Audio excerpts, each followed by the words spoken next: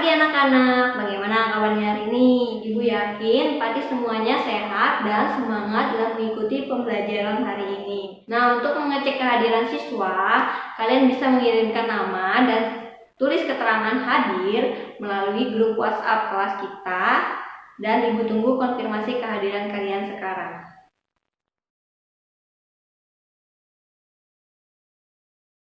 Nah, yuk, untuk mengawali pembelajaran kita pada pagi hari ini, sebaiknya kita membaca doa terlebih dahulu agar pembelajaran kita berjalan dengan lancar dan bermanfaat serta diberkahi oleh Tuhan. Berdoa menurut kepercayaan dan agama masing-masing. Berdoa dimulai.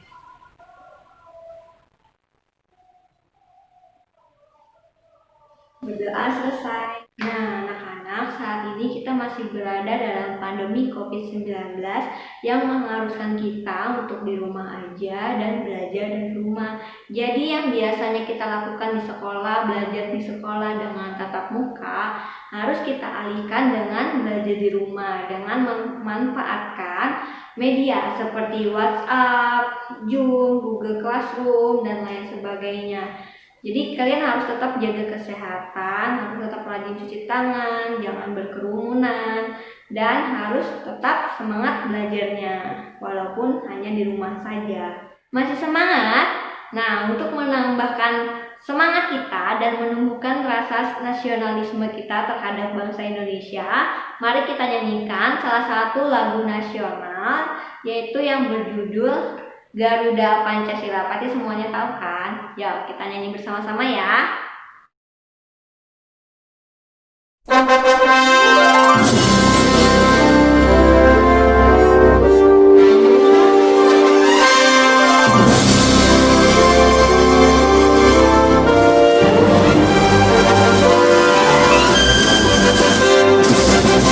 Garuda Pancasila,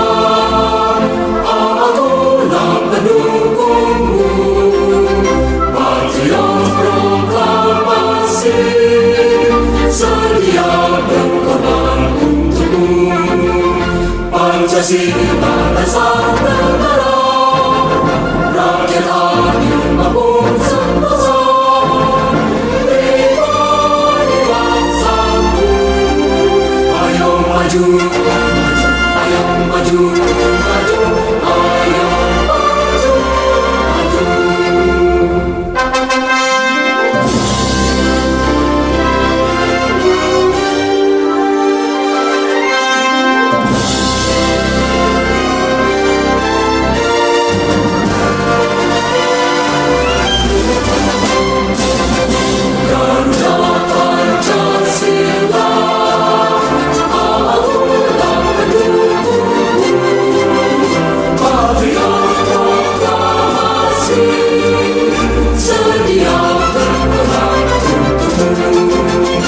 Pancasila dasar negara, rakyat adil makmur sentosa, pribadi bangsaku. Ayo maju, ayo maju, maju, ayo maju, maju.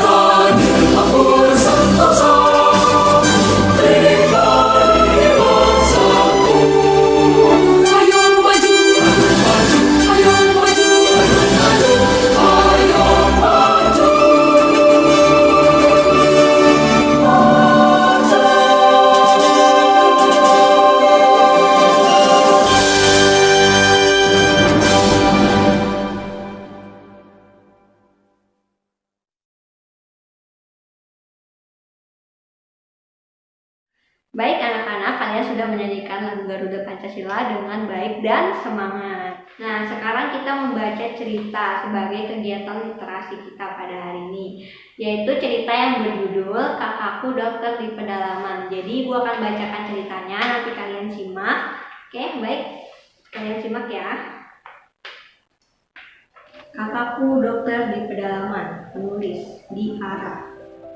Di sebuah rumah di Semarang, Rara sudah duduk di dekat telepon rumah sejak pulang sekolah. Beberapa kali, ia menatap telepon lalu berbisik, "Kak Dilan, Rara kangen." Sayangnya, telepon itu tetap tidak berdering. Rara menjadi kesal. Andai Rara punya kakak seperti kakaknya Sena, seorang polisi hebat yang selalu mengantar Sena ke sekolah. "Kak Dilan dokter yang hebat loh," kata Mama. "Dokter hebat harusnya ada di rumah sakit, tidak di hutan seperti Kak Dilan," protes Rara. "Kak Dilan malahan tidak punya waktu. Sudah sebulan Kak Dilan tidak menelepon." Mama mengusap rambut panjang Rara. "Kak Dilan pasti kangen Rara. Tetapi Kak Dilan kan sekarang tinggal di Kabupaten Pegunungan Bintang, Papua, tepatnya di distrik Weyime. Itu daerah pedalaman, tidak ada listrik, tidak ada sinyal, tidak ada warteg dan fasilitas lainnya.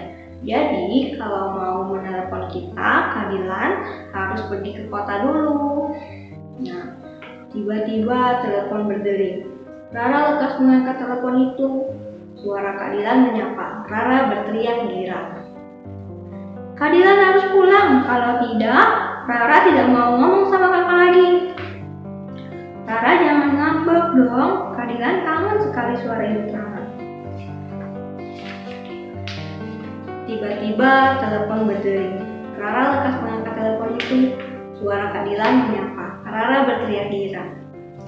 "Kak Dilan harus pulang, kalau tidak, Rara tidak mau ngomong sama kakak lagi." "Rara jangan ngambek dong, Kak Dilan kangen sekali suara ibu Rara," bujuk Kak Dilan di sambungan telepon.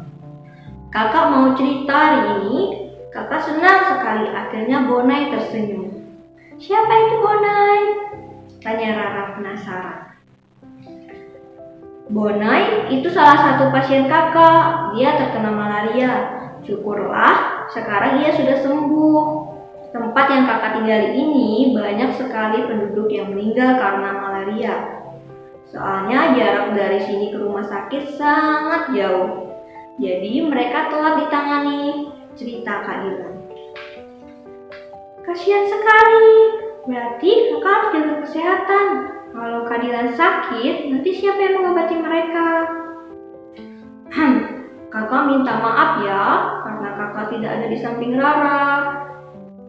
Rara merasa bersalah.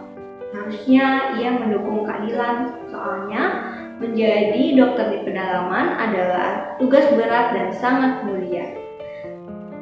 "Tidak apa-apa Kak, Rara paham sekarang. Dibandingkan Rara, penduduk di Weyime lebih membutuhkan Kak Dilan. Kakak harus ada di samping mereka dan mengobati mereka sampai sembuh. Janji ya sama Rara?" "Janji, doain kakak ya." "Pasti, Rara bangga sekali punya kakak sehebat Kak Dilan," seru Rara dengan semangat. "Kalau sudah dewasa nanti, Rara mau jadi dokter, menyelamatkan nyawa orang lain dan membuat mereka tersenyum." "Kakak juga bangga sama Rara," kata Kak Dilan di ujung telepon sana. Selesai. Nah, dari cerita yang ibu bacakan tadi itu berjudul apa? Ada yang tahu? Ada yang tahu judulnya apa? Iya benar. Judulnya yaitu Kakakku Dokter di Pedalaman. Nah, ada yang tahu nggak pelajaran apa yang dapat kita ambil dari cerita tersebut? Ada yang tahu? Iya benar. Jadi pelajaran yang dapat diambil dari cerita tersebut yaitu kita harus saling menolong dan saling memahami satu sama lain. Nah, bagaimana anak-anak ibu paham? Ya, baik. Nah ya, sebelum kita memulai pembelajaran kita pada hari ini, ibu mau bertanya dulu nih. Ada yang tahu nggak apa itu cita-cita? Ada yang pernah dengar apa itu cita-cita? Nah, apa yang dimaksud dengan cita-cita? Ada yang tahu? Coba angkat tangannya. Ya benar. Jadi cita-cita adalah impian atau mimpi yang harus kita raih atau kesuksesan yang harus kita raih. Nah, apakah kalian memiliki cita-cita? Coba anak-anak ibu, apakah mempunyai cita-cita? Ya, pastinya punya ya. Pasti semuanya punya cita-cita. Nah, coba ibu tanya nih. Apa cita-cita kalian? Coba, apa cita-citanya? Ya, ada yang jadi dokter, ya, ada yang jadi guru, ada yang mau jadi pilot, ada yang mau jadi polisi, ada yang menjadi pengusaha, ya. Nah, coba jadi dokter. Apa keahlian yang harus dimiliki oleh dokter? Apa keahliannya? Ya, benar. Jadi, keahlian yang harus dimiliki dokter itu adalah merawat dan mengobati orang yang sakit. Kemudian guru. Nah, coba guru. Apa keahlian yang harus dimiliki guru?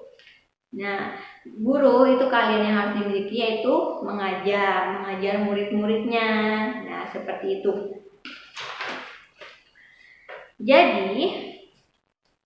Jadi anak-anak ibu semuanya mempunyai cita-cita. Ada yang mau jadi guru, ada yang mau jadi dokter, ada yang mau jadi polisi, bahkan ada yang mau jadi arsitek.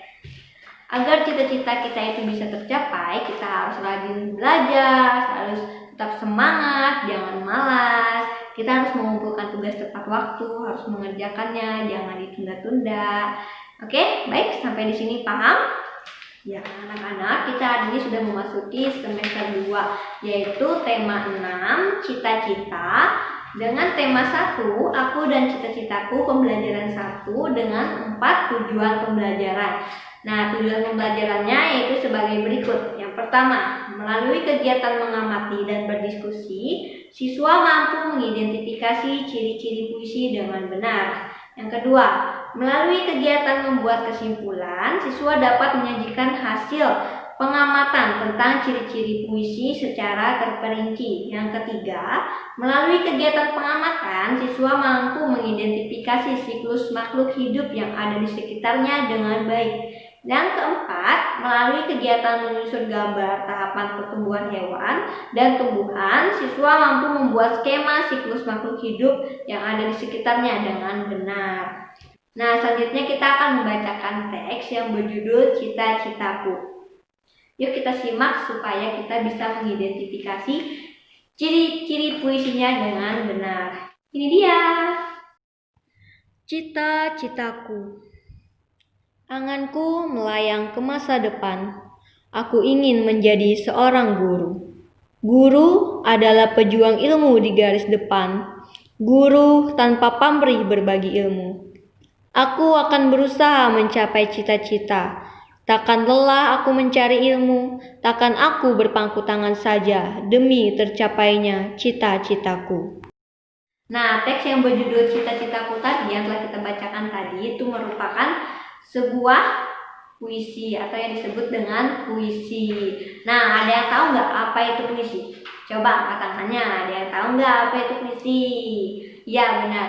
Puisi adalah karya sastra seseorang untuk menyampaikan pesan yang diungkapkan oleh penyairnya. Jadi yang mengungkapkan puisi itu adalah penyair. Nah, kemudian puisi terdiri atas bagian-bagian yang merupakan kumpulan kata-kata yang disebut dengan baris puisi. Jadi kata-kata yang terkumpul itu disebut dengan baris puisi. Contohnya seperti ini. Anganku melayang ke masa depan. Jadi kata-kata yang terkumpul ini, yang menjadi bagian-bagian ini disebut dengan baris puisi. Jadi ini disebut dengan baris puisi. Aku ingin menjadi seorang guru. Ini kata-kata yang terkumpul itu disebut dengan baris puisi. Nah, kemudian baris-baris puisi itu terkumpul menjadi bagian-bagian yang disebut dengan bait puisi. Nah, jadi barisan puisi ini terkumpul menjadi bagian-bagian yang disebut dengan bait puisi. Jadi ini disebut dengan bait puisi. Seperti itu. Nah, selanjutnya coba kita perhatikan huruf atau bunyi terakhir dari setiap baris puisi. Nah, di sini anganku melayang ke masa depan. Nah, ini huruf atau bunyi yang terakhir itu adalah N. Di sini ada U, di sini ada N, di sini ada U. Jadi bunyi atau huruf terakhir dari setiap baris itu ada N, ada U, ada N, ada U. Itu artinya apa? Artinya bunyi vokal atau huruf terakhir dari setiap baris itu disebut dengan rima. Nah, berarti di sini berima apa? Berima apa tadi? N, U, N, U. Nah, itu sama seperti pantun. Pantun itu bersajak A, B, A, B.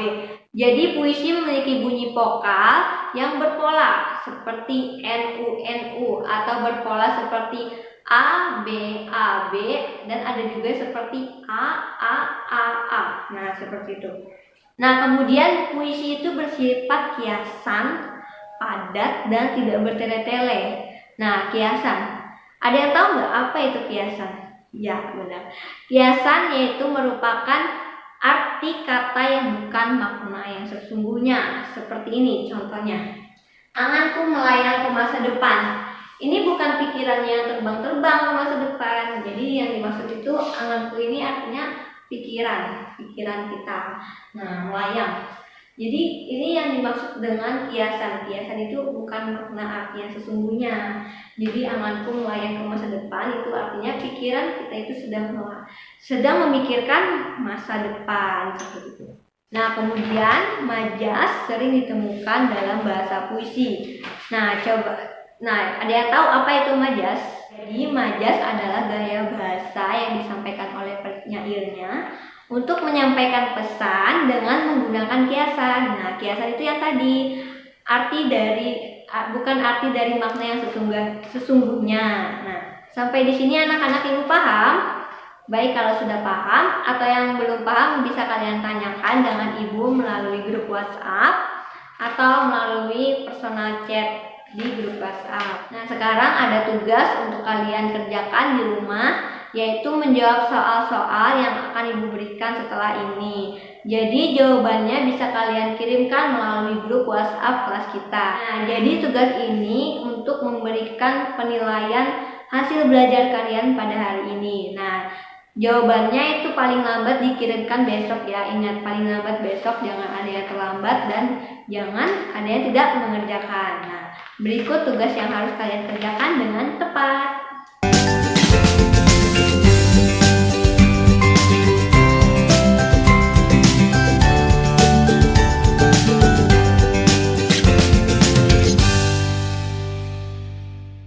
Sampai di sini paham? Baik, sekarang kita lanjutkan pembelajaran kita. Coba kita amati gambar berikut, atau kalian bisa amati gambar di buku paket kalian pada halaman 6. Nah, di gambar itu terdapat beberapa gambar hewan peliharaan, seperti ada kucing, ada kelinci, ada ayam. Nah, di situ ada apa lagi? Ada anak-anak hewan dan ada hewan yang sudah dewasa. Nah, itu artinya apa? Artinya hewan-hewan tersebut mengalami pertumbuhan. Jadi ada tahapan-tahapan yang dilalui oleh hewan tersebut. Nah, sekarang ibu mau nanya nih, apakah kalian mempunyai hewan peliharaan? Ya, ada kucing ya, ada yang punya ayam, ada yang punya kelinci, ada yang punya anjing ya. Nah, apakah hewan-hewan peliharaan kalian itu mempunyai anak? Atau kalian pernah melihat anak kucing atau anak hewan? Ada yang pernah? Ya, pernah ya, pernah lihat ya. Nah, kemudian bagaimana tahapan-tahapan pertumbuhan hewan itu? Ada yang tahu bagaimana tahapannya? Nah, misalnya kucing nih. Gimana tahapan kucing? Kucing itu dimulai dari anak kucing yang masih kecil, yang belum bisa berjalan, itu masih merangkak dan belum bisa melihat, itu kemudian menjadi kucing muda. Kucing muda itu sudah bisa berjalan, sudah berlarian ke sana kemari, suka bercanda. Nah, kemudian menjadi kucing yang sudah besar atau yang sudah dewasa dan sudah bisa kawin. Nah, kemudian contoh lain, tahapan pertumbuhan ayam. Nah, coba ayam. Ayam itu dimulai dari telur, kemudian telurnya itu menetas, keluarlah anak ayam. Kemudian setelah menjadi anak ayam, dia akan bertumbuh menjadi ayam yang sudah dewasa atau ayam yang sudah besar. Nah, seperti itu. Sampai di sini anak-anak ibu paham? Ya, baik, kalau sudah paham, sekarang tugas kalian adalah menjawab soal-soal yang ada di buku paket kalian pada halaman 8 sampai 9 dikerjakan. Jawabannya dikirimkan melalui grup WhatsApp kelas kita dan paling lambat besok, sama seperti tugas yang tadi. Ingat ya, paling lambat besok, jangan terlambat. Oke? Baiklah anak-anak, pembelajaran kita hari ini telah selesai dan kalian telah mengikuti pembelajaran dengan baik dan penuh semangat walaupun hanya di rumah saja. Nah, yuk, bagaimana hari ini? Apa saja yang telah kita pelajari? Mari kita simpulkan bersama-sama. Yuk, yang pertama, kita tadi mempelajari tentang apa? Tentang cita-citaku atau suatu profesi atau keahlian atau impian atau mimpi yang harus kita raih. Yang kedua, ayo tentang apa? Apa yang telah kita pelajari? Yang kedua tentang ciri-ciri puisi atau mengidentifikasi ciri-ciri puisi. Nah, kemudian yang terakhir, ya tentang apa? Kita mempelajari tentang tahapan pertumbuhan makhluk hidup. Nah, pintar. Baik, nah kemudian untuk membangkitkan rasa semangat kita lagi sebelum kita mengakhiri pembelajaran pada hari ini, mari kita nyanyikan salah satu lagu daerah Kalimantan Tengah, yaitu yang berjudul Isen Mulang. Pasti semuanya pada tahu kan apa itu lagu Isen Mulang? Ya, baik. Berikut videonya.